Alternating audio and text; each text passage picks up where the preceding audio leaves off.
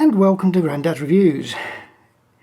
In this episode of the X-T1 versus the X-T3, I'm going to look at handling and usability difference between the two cameras.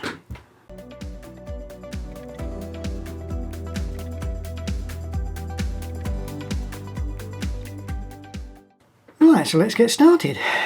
First, let's look at the dials.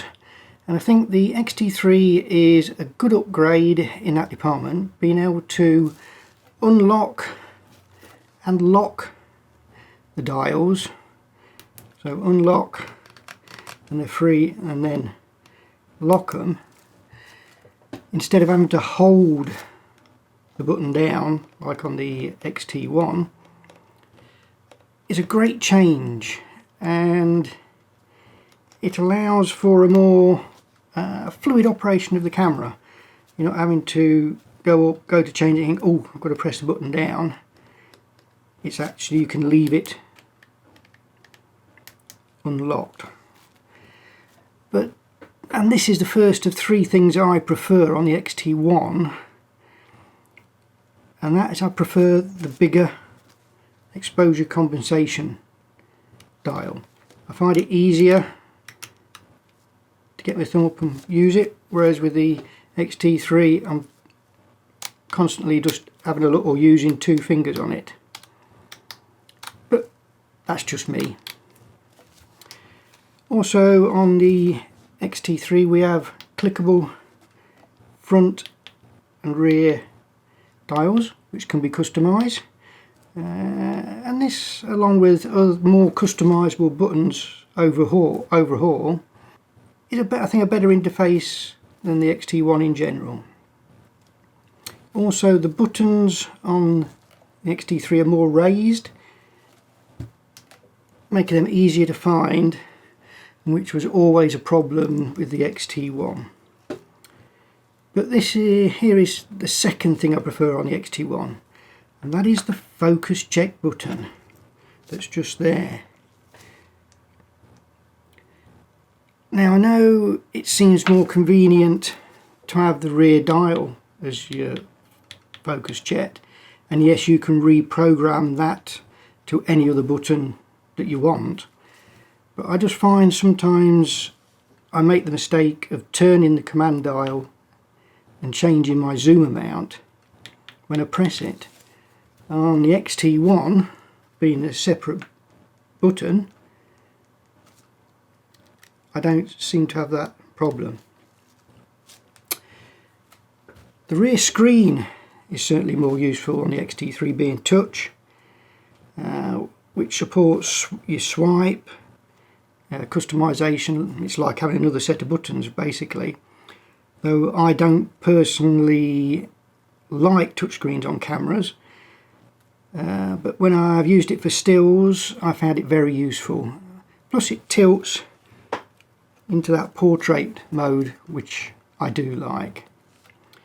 But here is number 3 of my preferred X-T1 things, and that is the X-T1. When you press the display button down here, I'll switch that on.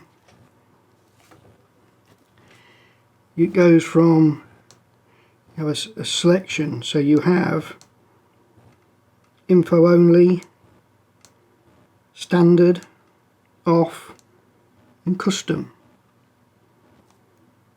And so if I've got my custom set up and there's something not on it that I need at the time, I can just click to my standard, and more than likely that option's on there.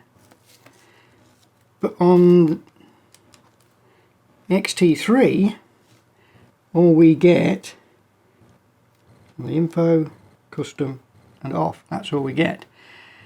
So if there's something missing off my custom screen and I want to add it, I've got to go into the menus, add it, come out, and then if I don't want it on anymore, I've got to take it off. But maybe this will be addressed in a firmware update in the future. Now the grip on the front of the camera and the thumb rest on the back is certainly more comfortable, than the X-T1. X-T1, there's not as much